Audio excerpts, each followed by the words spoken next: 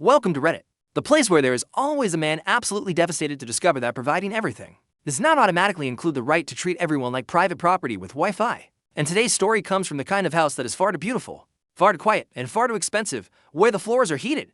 The kitchen looks straight out of a magazine, and the marriage has been dead for years. Only no one bothered to inform the channel is. Our next post comes from TrueOffMyChest, with the title, "My wife cheated on me with our housekeeper, and now they want to make it my fault." The author of the post was Daniel, 43 years old.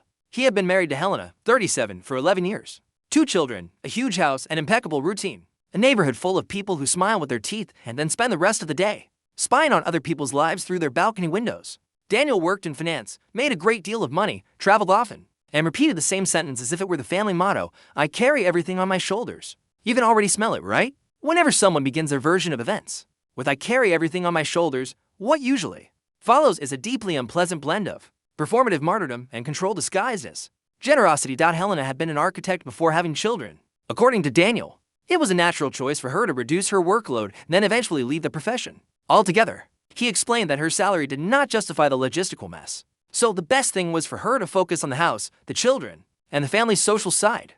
Translating that into plain English without the suit, he decided her career was expendable, wrapped it in gift paper, and called it planning. Over the last 3 years, Helena began to change. She grew quieter, more distant, less present at dinners, parties, and trips. She had anxiety attacks, went through therapy, suffered from insomnia, lost weight, then gained it, then lost it again.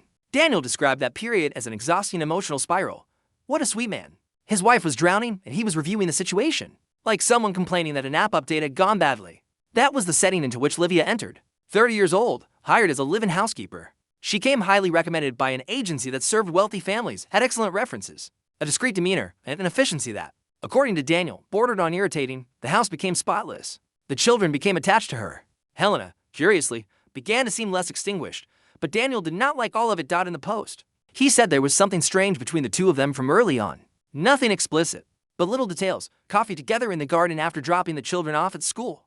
Quiet laughter in the kitchen late at night. Conversations that stopped when he entered the room. A kind of closeness he called improper familiarity. He also complained that Livia sometimes forgot her role. That phrase is always delicious. A man can be a tyrant with a diploma, but if the employee looks him in the eye without lowering her head, suddenly it becomes domestic insurrection. The truth, according to Daniel, exploded on a Thursday. He was returning early from a trip to Chicago. He had not told anyone because he wanted to surprise the family. Yes, because men like that have a strange fixation on arriving unannounced. They call it a surprise. Most other people would call it inspection with carry-on luggage. The children were at his mother-in-law's house. Daniel entered quietly, left a suitcase in the kitchen, and heard hushed voices coming from the office on the ground floor. He approached, already irritated because he did not know who was there at that hour. Pushed open the door and found Helena sitting on the edge of the desk with her face in her hands. Livia was standing in front of her, gently holding her chin. Daniel swore he froze for a second, but the next scene moved too quickly for any heroic theater. Helena lifted her face. Livia kissed her. It was not a stumble. It was not a confused impulse. It's not what it looks like. It was exactly what it looked like. And, as always, the man most accustomed to controlling the scene was precisely the one who lost his script. Daniel started screaming. He called Livia an opportunist, asked his wife if she had gone insane, said it was disgusting, humiliating, degrading, ordered Livia to pack her things and leave that very night. Helena, according to him, stood still for a few seconds and then replied with a coldness that only increased his rage. "You still think you're in charge of everything." Livia did not cry, did not beg, did not try to explain. She only said that he needed to lower his voice, which, for a man already wounded in his ego, was the equivalent of pouring gasoline onto a grill. That night, Helena did not sleep in their bedroom. She slept in the old guest room. The following morning, she left with the suitcase, took the children to her mother's house, and sent only one message: "My lawyer will be in touch." So, Daniel did what so many do when they lose control of real life. He ran to Reddit in search of an audience and absolution. And at first, he even managed to get some sympathy. After all, on the surface, the story seemed simple. Betrayed husband, unfaithful wife, employee involved, domestic chaos. The classic package of marital humiliation served hot. But Reddit, sometimes, sets the fork aside and starts digging. The first comments asked what the marriage had been like before the affair. Daniel answered that he had always been a good husband. He said he gave his wife an excellent life, that she never had to worry about money, that he hired help when she started falling apart, that he paid for therapy, trips, treatments, and every kind of support, predictably. That support was always narrated as if it were charity offered to an incompetent person, never partnership given to someone in pain. Then one comment asked something simple: did Helena have free access to money? Or did you control everything? Daniel replied that there was a joint account for expenses and that he managed the finances. Because Helena became impulsive during bad emotional phases, the Entire Reddit room made the same mental sound of a glass cracking. Another user asked whether there were cameras in the house. Daniel replied yes, and all common areas for property security and because of the staff. He said it with the natural ease of someone who thinks it is perfectly normal to live in a blend of mansion and police aquarium. When they asked whether Helena knew he monitored the recordings while traveling, he replied, "It's my house."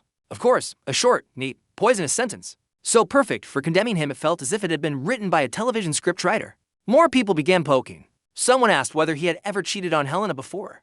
Daniel replied that there had never been real cheating, but admitted that years earlier she had found misinterpreted messages with a co-worker named Paula. Nothing physical, he insisted. Only inappropriate conversations, professionally ambiguous meetings, a dinner he failed to mention, and a hotel night after a conference that he swore had been innocent. Practically a saint. All that was left was to canonize him for the effort.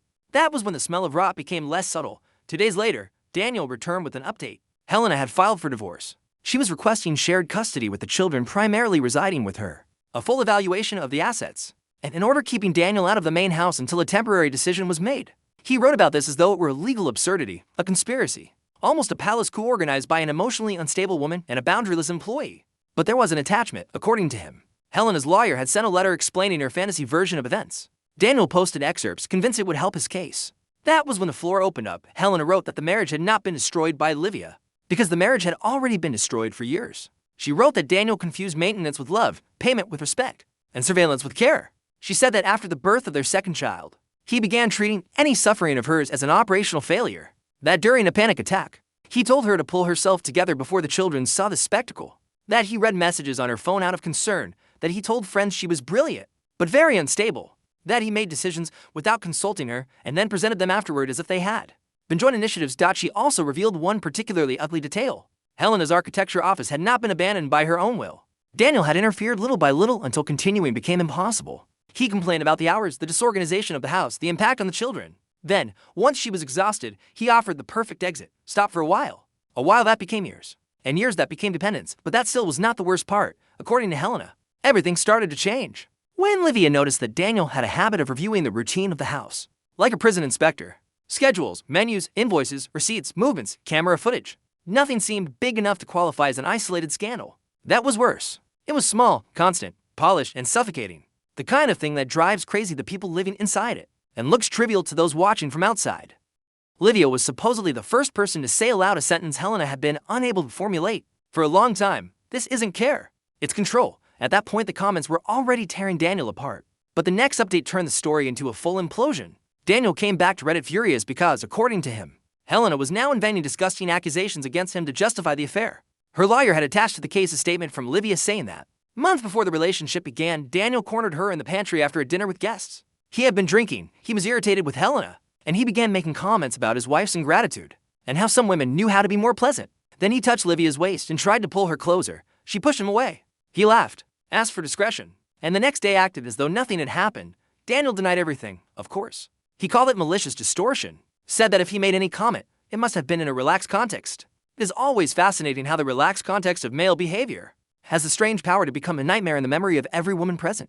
But Olivia had kept proof, not video, not a photo, better, audio. After the episode in the pantry, she sent a sequence of crying voice messages to her sister, detailing everything with the time, place, and her fear of losing her job if she reacted the wrong way. And as a bitter cherry on top, there was a message sent that same weekend to the supervisor from the agency that hired her, saying that the environment in that house had become uncomfortable.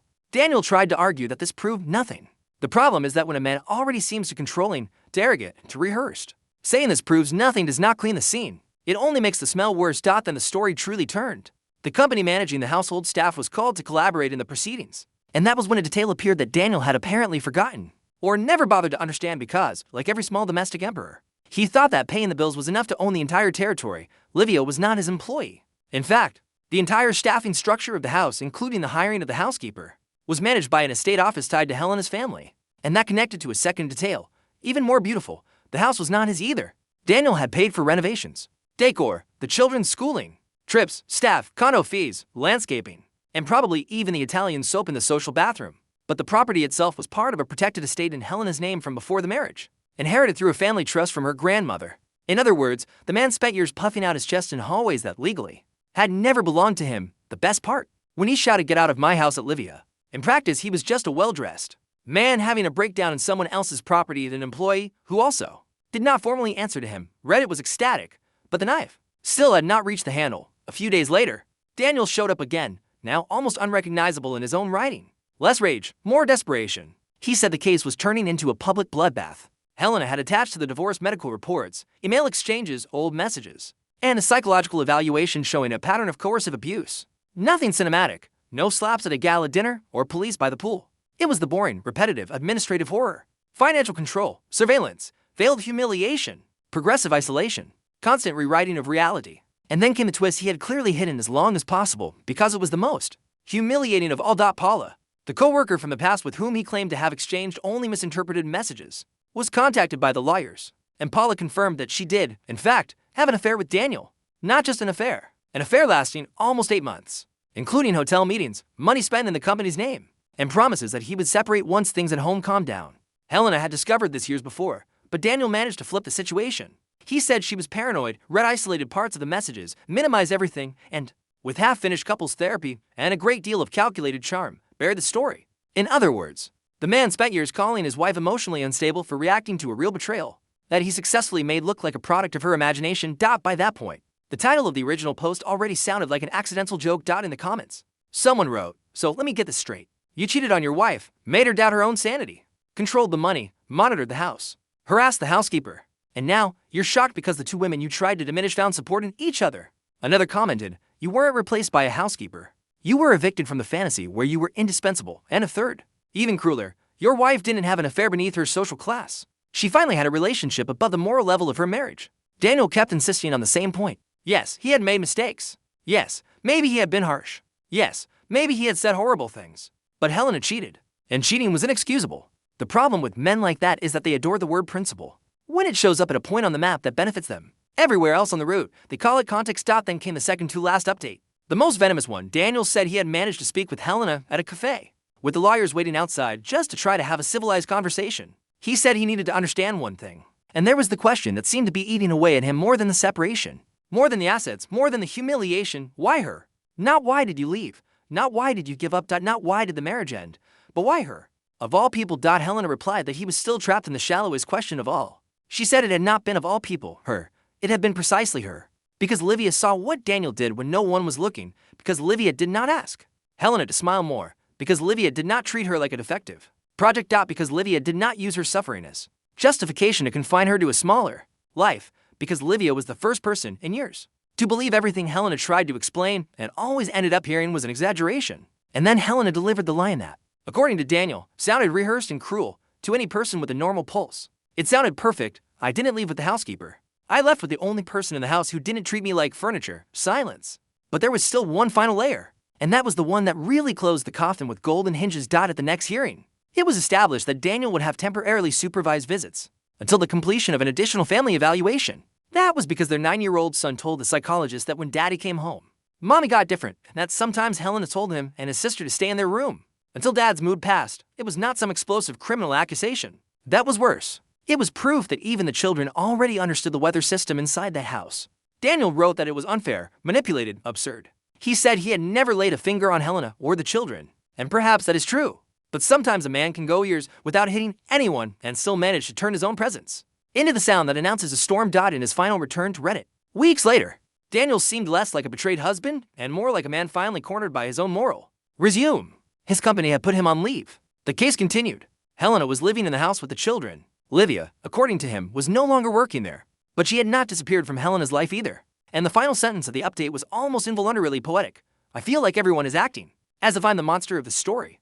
Here's the funny part. No one wakes up one day and gets handed that role out of nowhere. Some spend years rehearsing for it. In the end, the answer to the title was not sexual, exotic, or scandalous in the way Daniel wanted. She did not cheat on her husband with the housekeeper because of fetish, impulse, or a thrill for domestic danger. She cheated because the housekeeper was the first person to see the whole prison, without mistaking the decor for beauty. The first to name things for what they were. The first not to negotiate humiliation as a normal part of daily life. The first close enough to see everything and decent enough not to pretend she had not. Daniel wanted to believe he had lost his wife to an employee. That made things easier for his ego. It sounded like degradation, scandal, deviation. What really happened was much worse for him and much simpler. For anyone outside the story, he did not lose Helena to Livia. He lost Helena to the version of herself that began to reappear once. Someone finally treated her like a human being and Theft is the kind of ending that hurts more than any betrayal, because it cannot be solved with shouting, money, or lawyers. When the person beside you begins remembering who they are, your control turns into rubble very quickly. So, here is the question that actually matters. Was this story about an unfaithful wife? Or about two women realizing, late but still in time, that the man at the center of the house only knew how to love what he was able to manage?